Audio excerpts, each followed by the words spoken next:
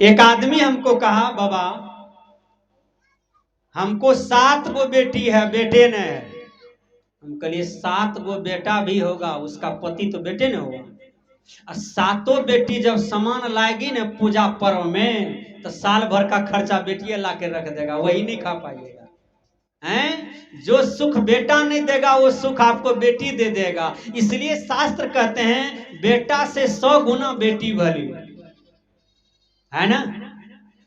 बीमार पड़िएगा ना तो बेटा आपके मुंह लग करके नहीं बैठेगा, लेकिन बेटी चुम्मो लेगा, मुंह लग के बैठेगा, रोबो करेगी, आपका सेवो करेगी।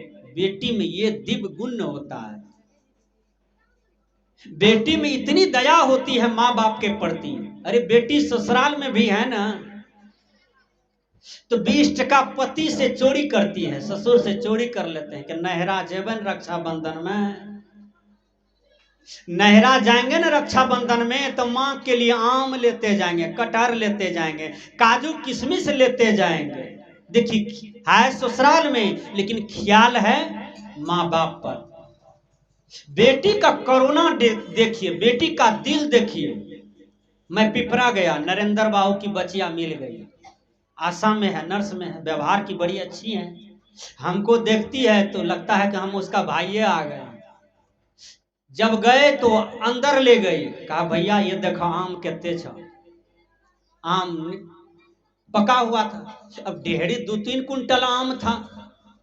अंदर ले गई और एक थाली आम काट करके दिया। जाने के काल में 251 टका बंदगी दिया है। तो बेटी देखिए कितना करुणामयी होता है, कितना दयालु होता है। तो मैं तो भूल गया, मैं ये कह रहा था, तो वो कहा 7 बेटी है बाबा, बेटा नहीं है, बड़ी दुखी हूं। हमने कहा बेटा वाले सबसे पूछो कि बेटा से क्या मिलता है। कहा बाबा रोजे देखते हैं, ये बाबा को देख रहे हैं, कल उसको बेटा मारा है लाठी से, है उसको देख रहे हैं, उसको भोजन नहीं मिल रहा है, बेटा अलग कर दिया है, वो अपने से चूल्हा पर बड़का के खा रहा है। तो मैंने कहा सारे बेटा वाले से जाके पूछो कि माथा में दर्द बेटा ज्यादा देता है कि दुनिया का लोग। कहा बेटा ज्यादा माथा में दर्द दे रहा है। इसलिए शास्त्र कहते हैं बेटी से 100 गुना, बेटा से 100 गुना बेटी भली। इसलिए बेटी जिस आंगन में है तो समझो उस घर में लक्ष्मी है। तो मां जन्म दिया बेटी को, पढ़ाई लिखाई बीए ऑनर्स तक का शिक्षा दी, और बढ़िया सुंदर परिवार खोज करके बेटी का शादी कर रही है। और पति राम जैसा है, बेटी सीता जैसा है। बेटी जा रही है, पूरे समाज के लोग रो रहे हैं, सखी सखियन रो रही है, कर कुटुंब लोग रो रहे हैं, पूरा समाज के लोग के आंख में आंसू है कि आज बेटी जा रही है। मां कपार पर हाथ दे दी और आंख से पोंछती है आंसू। मां क्या कहती है समझ रहे हैं? मां क्या कर रही है?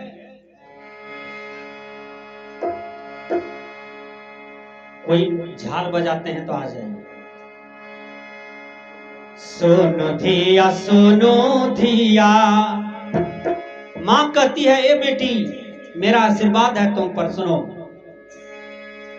सोनो धिया सोनो धिया। जनरल साहब है मंच पर, क्योंकि वो तो सबसे श्रेष्ठ कलाकार हैं, वो है तो फिर क्या दिक्कत है। सोनो धिया जनक दुलारी है। मां कहती है हे धिया तुम जनक दुलारी हो। ससुरा में रही बेटी थोड़वा संभाली है, ससुरा में रही बेटी। सोनो धिया जनक दुलारी है, ससुरा में रही बेटी थोड़वा संभाली है, ससुरा में रही बेटी।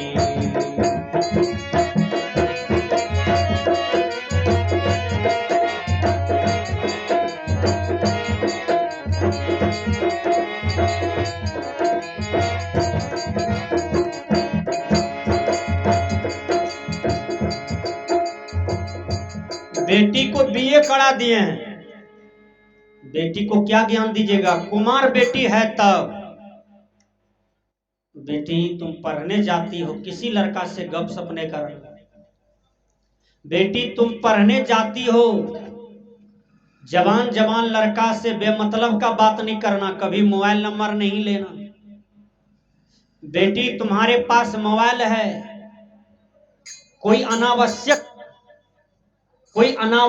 कॉल आ जाए तो बेटी तुम उसको रिटर्न नहीं करना, क्योंकि उचक्के लड़का लोग नंबर डायल करके लगाते रहते हैं, लागत न तो खट्टो।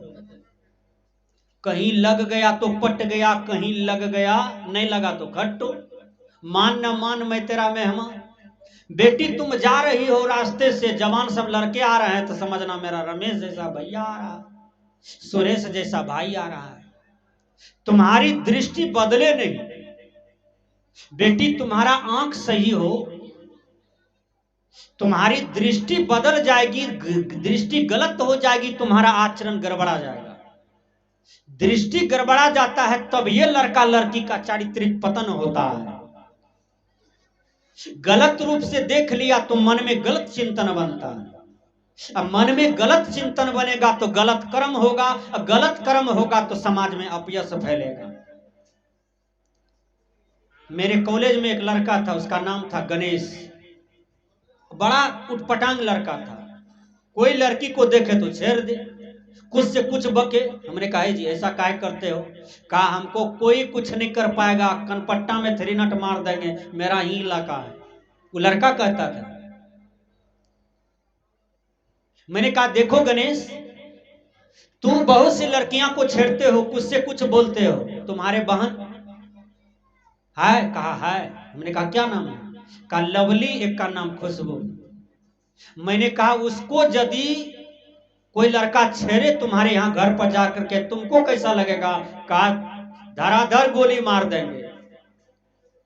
तो हमने कहा तुम जो छेड़ते हो तो तुमको हम मार दें लाठी से? बोलो, तुम ही ना अपने मुंह से बोले हो कि धराधर गोली मार देंगे मेरे बहन को कोई छेड़ेगा तो। तू दूसरे की बेटी को क्यों छोड़ते हो? क्यों छेड़ते हो? क्या मिलता है उसके देह में? कौन सी उसके अंग में तुमने क्या देखा जो पागल हो जाता है? अरे जो औजार तुम्हारे बहन के अंदर में है वही औजार सबके बहन के अंदर में है। जो औजार तुम्हारे माँ के पास है वही औजार सबके माता बहन के पास है। वहीं पर तो दृष्टि अच्छी हो जाती है। इसलिए बेटी को सद्गुण दीजिए। आज 4-4 लड़के की माँ, 4-4 बच्चे की माँ दूल्हा छोड़ करके दूसरा दूल्हा कर लिया। विचार कीजिए, 5-5 बच्चे की माँ दूल्हा छोड़ करके दूल्हा कर रहा है। कहा ये कैसे हुआ? कहा मोबाइल से हुआ। अब विचार कीजिए, फेसबुक वाला मित्र से हुआ। इसलिए मन का चपलता, मन की प्रबलता, मन के अधीनस्थ रहने वाले साधक साधिका उस गलत मन को जीतिए। अपनी बेटी को सच्चा शिक्षा दीजिए, लोड़ दीजिए, ढंग दीजिए, युक्ति दीजिए। बेटी के पास कोई युक्ति नहीं है, लूर ढंग नहीं है, रोटी बनाने की कला नहीं है, भोजन बनाने की कला नहीं है, सास ससुर पति के संग में कैसे रहेंगे ये कला नहीं है, माँ ने शिक्षा नहीं दिया है, तो फिर आपकी बेटी को आगे दुख होगा।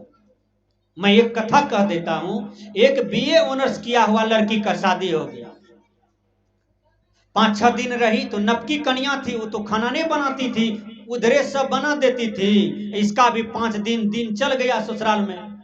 6वां दिन लोग छटमट गए, अकेले पड़ गई। 4 ठो गेस्ट आ गया। ससुर जी कहे दुल्हीन हलवा बना दो। अब तो ये बनाने जानबे नहीं करती थी, देखने में तो वो सुंदर थी, डिग्री भी वो बेजोर था बीए ऑनर्स का। तो सोचा कि चलो भाई होम साइंस निकालते हैं। होम साइंस ले गई थी, हलवा वाला चैप्टर निकाला, हलवा कैसे बनाया जाता है।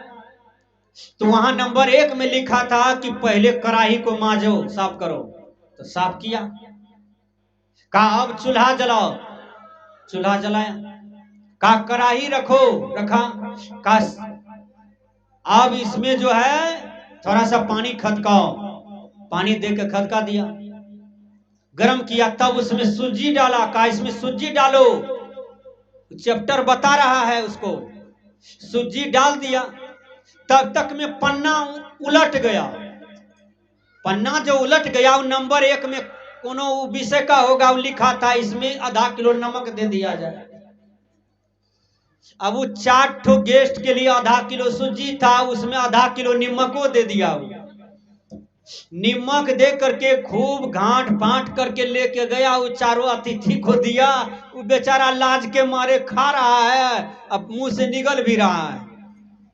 ससुर जब लिया मुंह में, कहा बाप रे बाप रे बाप, तीत हरकत, तीत हरकत, इसको हलवा बनाने का भी ढंग नहीं है। तो ऐसा बेटी को जन्म न दीजिए जिसको खाने बनाने का लूर ना हो, ससुराल में रहने की कला न जानता हो, नहरा में रहने की कला न जानता हो। सारी कला माँ बाप को दे देना चाहिए ताकि दिक्कत नहीं हो आगे बेटी को। बेटी जाए तो सीता के तरह ढल जाए, राधा रुक्मिणी के तरह ढल जाए, आपकी बेटी के जीवन में कोई कठिनाई नहीं।